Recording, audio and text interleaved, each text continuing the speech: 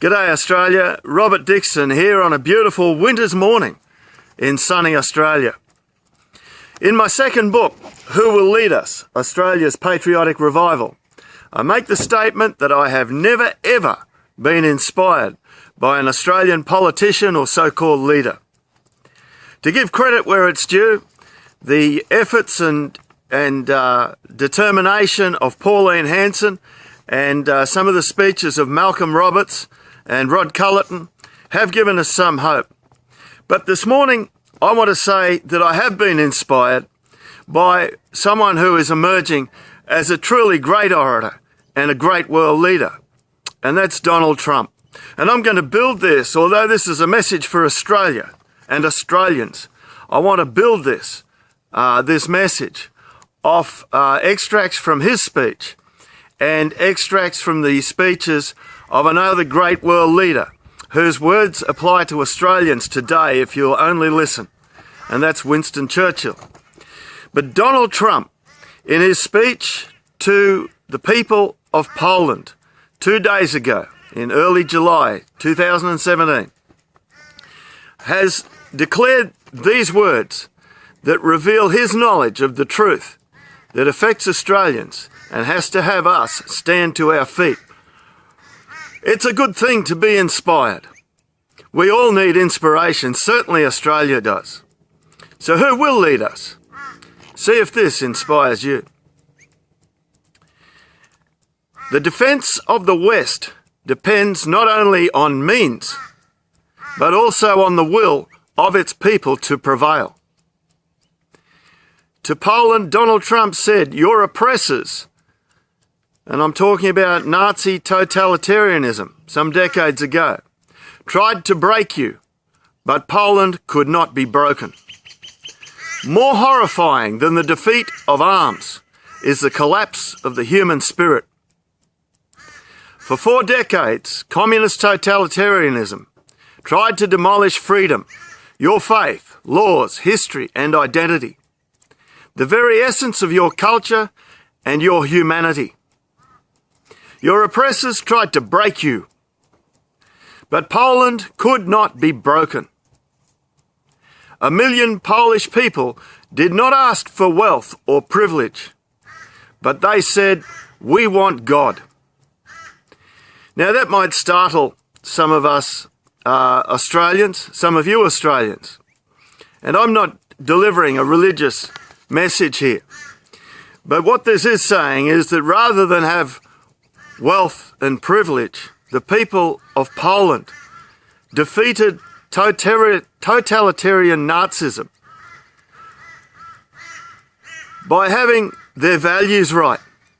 And if God to you is represented by the 10 Commandments or decency or values and respect for people, then this message does apply to you, regardless of what your belief is regarding the Christian God. Because I'm talking about the future survival of this country, and we cannot sell ourselves out for privileges or to keep other people happy, people with agendas that are foreign and contrary to the best will of Australia. The globalists of this world who have infected politics throughout the West and who ride high on their horses here in Australia, in the Labor, the LNP and the Greens parties, our current Prime Minister and many before him, our politically aligned media. These globalists are doing to the entire Western world and to Australia what totalitarian Nazism was trying to achieve, but by a different means. We don't see missiles and cannons and bombs going off here in Australia. Not at this point in time. But we are certainly being defeated by the enemy within, the enemy that's infiltrated our government. Globalism, coming down from the UN, from the big banks. And Australians, we have to know what's going on. And we cannot allow our Anzac spirit, the spirit and soul of Australia, the traditions of Australia. We cannot give them up to this terrible socialist mentality. Today's threats,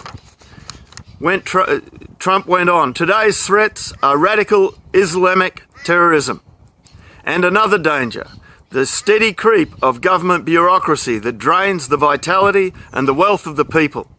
The West became great not because of paperwork and regulations, but because people were allowed to chase their dreams and to pursue their destinies.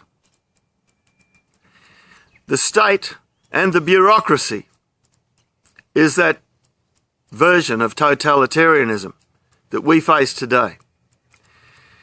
These are doomed because we will never forget who we are. And if we don't forget who we are, we just cannot be beaten, said Trump. Our own fight for the West does not begin on the battlefield. It begins in our minds, our wills, and in our souls.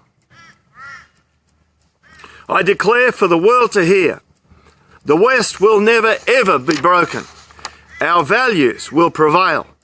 Our people will thrive, and our civilization will triumph. That is a great patriot's speech, even though it was spoken by an American, acknowledging the spirit that caused Poland to survive against all odds. And it stands today as a pillar of strength and independence in Western Europe.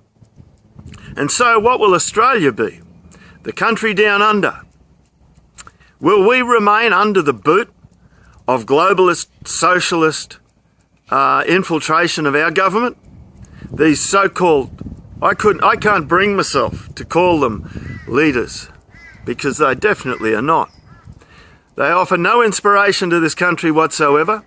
All they've done is sell us out, sell us to the highest bidder, make great deals with the globalists at the UN. And yet we, the Australian people, we remain. We continue to stand with that Anzac spirit. And online I see so many Australians rising up. A statement was made recently that somebody had read an article, a foreign article about Australia, saying that the government is preparing for the uprising of the peasants. And if I'm a peasant in this country, then I'm a rich peasant indeed. Have a look at my country. Have a look at our history and consider the lives and the blood that was shed so that we could enjoy this in peace and prosperity. But our government is not offering us that. And so it's definitely time for a new leadership. It is time for us peasant Australians to stand up and to take back our country. I support Pauline Hanson, Malcolm Roberts and those others in there who represent the true will of the people and prosperity for this nation. But I believe that because of the corruption of that system, that trying to beat the entrenched government system at their own game, considering that much of what they're doing is unconstitutional and unlawful, I'm not sure that beating them at their own game by being voted in a corrupt system when the time factor and the threat is so great, I'm not sure that that's the way to go. I think we need to call a spade, and we need to find out what is lawful, what will build a lawful Australian government. And we need the decent Australians, genuine leaders with a patriotic heart, to stand up and lead us in that direction. In that endeavour, one of the things we need to know is the truth on a daily basis. We don't need to be dumbed down by our media, by the ABC and commercial media as it stands today, owned by one or two international globalists and influenced by those people, so that you never get the right impression. And so that you sit there being told not only lies, but distractions and mistruths. And so we roll on and on and on for years and decades as our country and our industry and our lifestyle goes downhill and the threats increase on a daily basis through unwise immigration, divisive policies and threats to our country.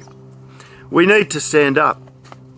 And so Winston Churchill said this, which applies to Australia today. And I want to say it to you, Aussie. Let's go. Every pessimist sees the difficulty in every opportunity. But every optimist sees the opportunity in every difficulty. Never worry about action, but only about inaction. It is the people who control the government, not the government the people. Continuous effort, not strength or intelligence, is the key to unlocking our Australian potential, said Winston Churchill. You know, a couple of the most inspiring Australians today that I know are a man by the name of Dylan Wilson, who's in Western Australia at the moment, walking across Australia in protest to what the government is doing to this country.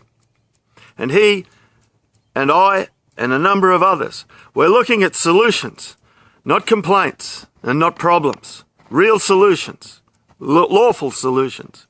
And the other man is an Aboriginal man, a black man, an Indigenous Australian by the name of Clinton Pryor. And Clinton has walked from Perth. I understand he's now in Victoria, and he's heading for Canberra to tell Malcolm Turnbull in regard to the closure of Aboriginal communities and other issues. Mr. Turnbull, you do not have the right. And these men inspire me because they're men of action and they're men looking for solutions. And so, to Winston Churchill, in closing, never surrender.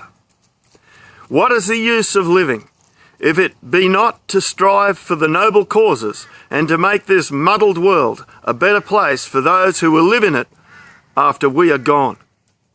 It is not enough that we do our best. We must do what is required. And so, Australia, it is great to be inspired. Let's stand up together. Let's look for that undefeated soul. And I want to ask you today a question that keeps coming to me, and others are being challenged by it. Australian, who are you?